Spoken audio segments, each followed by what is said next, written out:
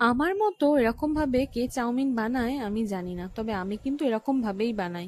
ঘরে সমস্ত যা যা সবজি থাকে আমি কিন্তু সব চাউমিনের মধ্যে দিয়ে দিই। এখানে যে সবুজ সবুজ দেখতে পাচ্ছ না, ওগুলো কিন্তু পটল, আমি পটলও দিয়ে দিই চাউমিনের মধ্যে। তো যাই হোক, ওইখানে ভাজাভুজি একদিকে হচ্ছে, আর এদিকে আমি চাউমিনটাও সেদ্ধ করতে বসিয়ে দিলাম।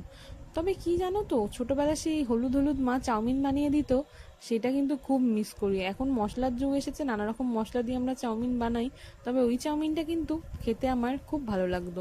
আর মায়ের হাতের রান্না সবসময়তেই খুব সুন্দর হয়। তো চাউমিনের রেসিপি নতুন করে আর আশা করি কাউকে বলতে হবে না। তো দেখতেই পাচ্ছ আমি ডিম দিয়ে চাউমিনটা করছি, সেজন্য ডিমটাকেও খুব সুন্দর করে আমি ভেজে নিলাম, আর তার উপরে ছড়িয়ে দিলাম মশলা। এই যা, মশলা দিয়ে ফেলেছি, ভুলেই গেছি যে আমার ছেলে তো মশলা দেওয়া চাউমিন খেতে পছন্দই করে না। তাই ওর জন্য সাইড থেকে আবার একটুখানি সবজি ভাজা তুলে নিলাম, আর অল্প করে একটু চাউ দিয়ে আলাদা কড়াতে ওর জন্য একটু ভেজে ভালো করে চাউমিন তৈরি করে দিলাম। ওকে একটু তাড়াতাড়ি খেতেও দিতে হবে, রাত্রি 9:30 প্রায় বেজেই গেছে। ওকে সেই জন্য তাড়াতাড়ি করে ভেজে চাউমিনটা ওকে দিয়ে দিলাম আগেই, আর আমাদের চাউমিনটা একটু পরেই, মানে ওকে দেওয়ার পরেই আমি আমাদেরটা রেডি করে নেবো।